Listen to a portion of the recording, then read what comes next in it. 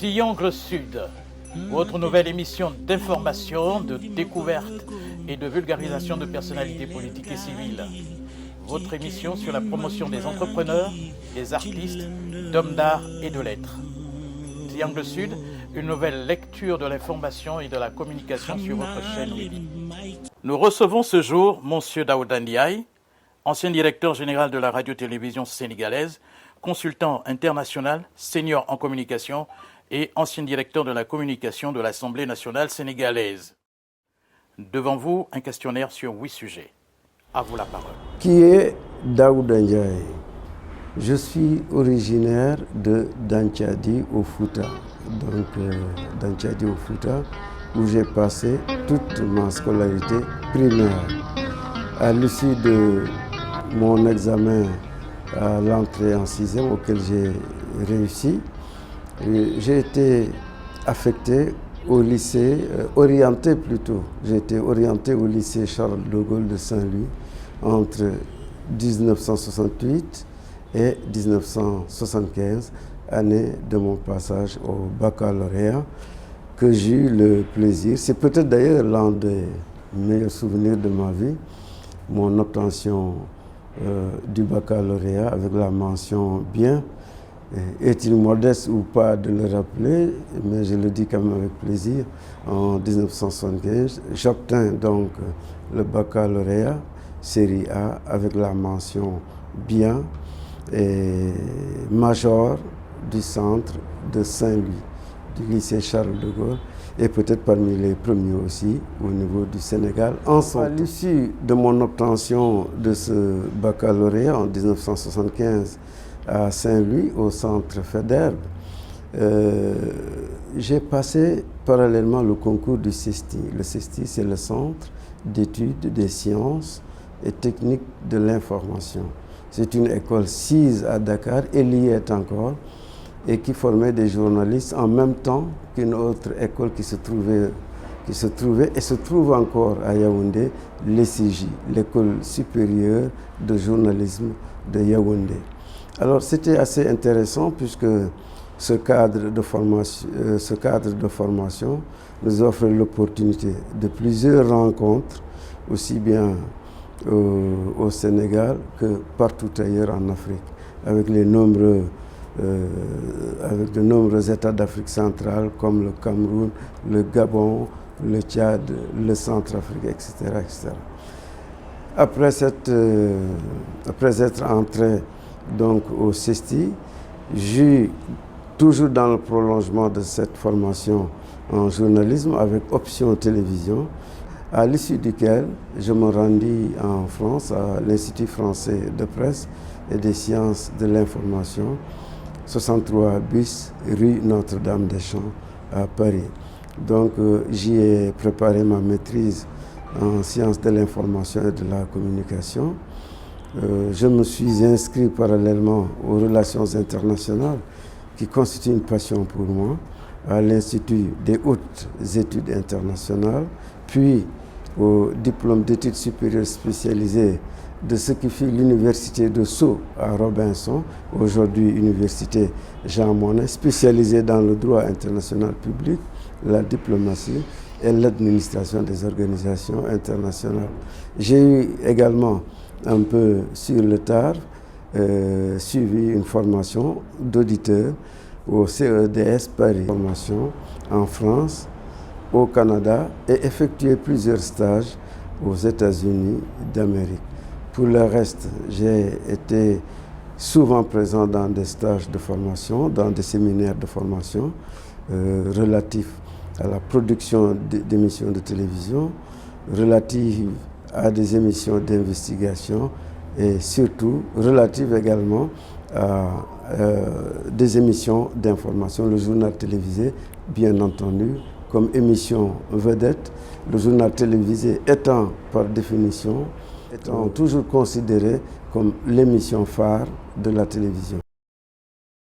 Je suis arrivé à ce qui fut l'Office de radiodiffusion télévision du Sénégal en 1979, à quelques mois du départ de Léopold Sédar Senghor de la présidence de la République du Sénégal et son remplacement par son dauphin, son ancien Premier ministre Abdou Diouf, lequel a beaucoup facilité mon insertion au sein de l'ex-ORTS, président auquel je dois également beaucoup parce qu'il m'a encouragé dans cette profession. Peut-être très tôt avait-il détecté quelque chose. En tout cas, je dois à ce président de manière très particulière une gratitude dans ma profession, dans mon itinéraire professionnel. Dois-je rappeler que je suis arrivé à la télévision en 1979 comme stagiaire, engagé en 1981 comme journaliste, et j'ai eu l'honneur d'être nommé relativement tôt en l'an 2000 comme rédacteur en chef de la télévision sénégalaise. 11 ans plus tard, j'ai été nommé directeur de la télévision et enfin, pour terminer avec la RTS, directeur général de la RTS, poste que j'ai occupé à la RTS jusqu'à mon départ de cette institution pour migrer vers l'Assemblée nationale du Sénégal où j'ai occupé le poste de directeur de la communication. Et c'est à l'Assemblée nationale précisément que j'ai mené, disons, la fin de cette carrière professionnelle, active en tout cas, jusqu'en 2016, année de mon départ à la retraite. La deuxième question sur laquelle vous auriez voulu avoir un point de vue, quel est notre point de vue sur l'évolution des médias au Sénégal? Je crois qu'elle est satisfaisante. Nous avons eu la chance d'être parmi les premiers, parmi les pionniers en matière de presse écrite, pionniers en matière de presse privée, de presse critique, de presse satirique. Vraiment, le Sénégal a été devancier plutôt dans ce domaine très tôt. Et sur ce plan, nous pouvons revendiquer vraiment un bilan extrêmement favorable sur le plan du développement de la presse écrite et des journaux privés, qui sont des journaux satiriques, qui sont des journaux d'investigation. Ensuite, il y a eu la radio qui a connu une évolution très très rapide. Nous sommes passés de la chaîne Sud FM, la première radio privée du Sénégal, comme ils le disent, jusqu'à une multiplication très rapide de chaînes de radio.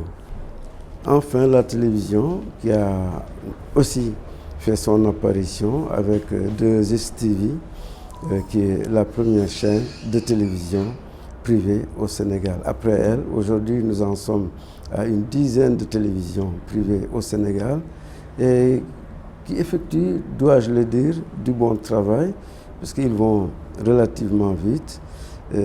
Il est simplement dommage qu'au plan de l'expression, au plan du langage qui est utilisé, il y a un confinement un peu trop excessif du côté de l'usage des langues nationales, le Wolof en particulier. C'est vrai, c'est très bon de s'exprimer dans la langue maternelle qui est la nôtre. C'est vrai qu'il est très bon de s'exprimer dans une langue que la majorité des Sénégalais maîtrisent, mais nous sommes dans un univers, dans un monde en mutation, où il faut parler anglais, où il faut parler télévision, il faut parler russe. Nous vivons l'époque de la mondialisation. Et je crois que les médias ne sauraient rester en marge de ce mouvement global. Pour le reste, si je devais donner une note globale, je pourrais dire évolution satisfaisante, mais reste encore à faire. D'autres questions concernent ma modeste personne toujours, si je serais prêt à revenir à la télévision. Oui, je réponds oui, absolument, mais certainement pas au niveau du service public où j'ai déjà pris ma retraite. Donc j'ai fait toute ma carrière, près de 35 ans, à la télévision. J'y ai obtenu beaucoup de satisfaction. J'ai été promu à plusieurs postes.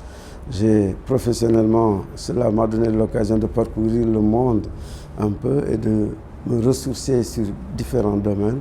Je crois que de ce côté-là, alhamdulillah, je remercie Dieu et je poursuis mon chemin, puisque l'ambition et la passion sont là. Et je mettrai cette passion au service d'une chaîne privée. Bon, vous m'avez posé une question qui est certainement la plus difficile. À mon sens, quels sont les meilleurs journalistes, les 3 meilleurs journalistes du Sénégal? Je ne saurais y répondre parce que j'appartiens à une promotion relativement ancienne, relativement vieille maintenant. Je ne connais pas trop cette génération de jeunes journalistes.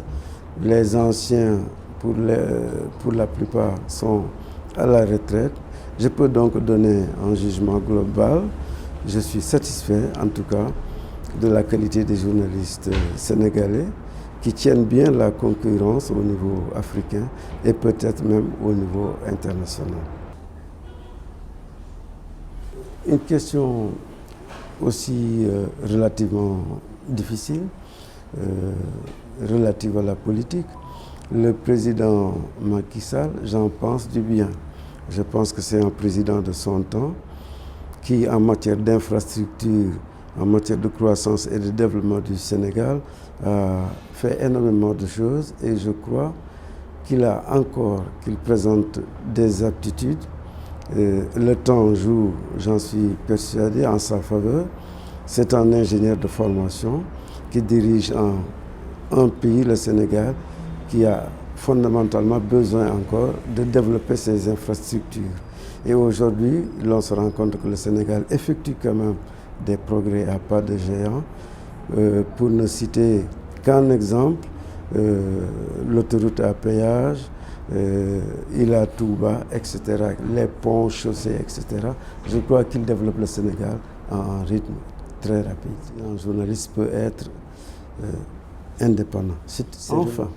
Enfin, vous me posez une question essentielle dans ce monde du journalisme et de la communication, une question qui revient d'ailleurs souvent. Un journaliste peut-il être indépendant? C'est une question relative. Ce qui dépend de votre employeur,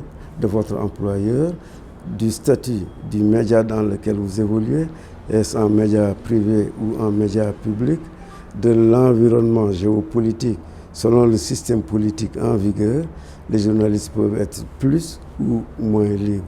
Donc voilà 3 critères fondamentaux qui peuvent déterminer de la relative indépendance d'un journaliste. Enfin, je dois dire que, quoi qu'il en soit, un journaliste, indépendant ou pas, libre ou pas, il doit avoir en tête un objectif, celui qui détermine tout ce que nous faisons. Un journaliste qui doit être au service du peuple, au service de l'information et de la formation et des citoyens, tant au niveau de l'engagement au niveau social, que de l'engagement au niveau politique, que de l'engagement au niveau de tous les secteurs de la société. Je crois qu'un journaliste, entre un journaliste et son public, entre un journaliste et les citoyens, il y a un devoir, une obligation de fidélité et de performance. Je crois là-dessus se trouve peut-être la réponse. Indépendant ou pas indépendant, une obligation, être à la disposition du public. Donc, globalement résumé, mes réflexions, mes modestes réflexions sur cette question qui est un sujet de dissertation. Maintenant, une recommandation essentielle, surtout à l'endroit des jeunes journalistes. Pour aborder ce métier, il faut y aller non pas par souci d'acquisition de biens, ou ne pas y aller avec un esprit de parti pris pour des intérêts particuliers ou pour des intérêts collectifs. Il faut y aller pour sa passion pour ce métier. Il faut y aller pour son engagement libre. Et une fois que vous mettez tous vos atouts au service de ces qualités, la passion, l'intérêt, la curiosité, le désir profond de savoir. Il y a une célèbre formule qui dit que le journaliste ne peut pas tout savoir, mais il doit savoir comment savoir. Cela veut dire la passion mise au service d'une curiosité, la passion mise au service d'un souci, d'une pensée noble, altruiste par rapport au public. Alors je crois que là c'est fondamental, le mot passion, le mot passion, le mot passion, le mot engagement, le mot détermination et le mot peut-être désintéressement dans un certain sens doivent être des qualités à acquérir, à domestiquer pour être réellement un journaliste indépendant et s'affranchir des aléas de cette profession qui est si délicate, si complexe. Je vous remercie. Nous recevions M. Daouda Ndiaye, ancien directeur général de la radio-télévision sénégalaise. Nous vous remercions pour votre disponibilité, M. Ndiaye. À très bientôt.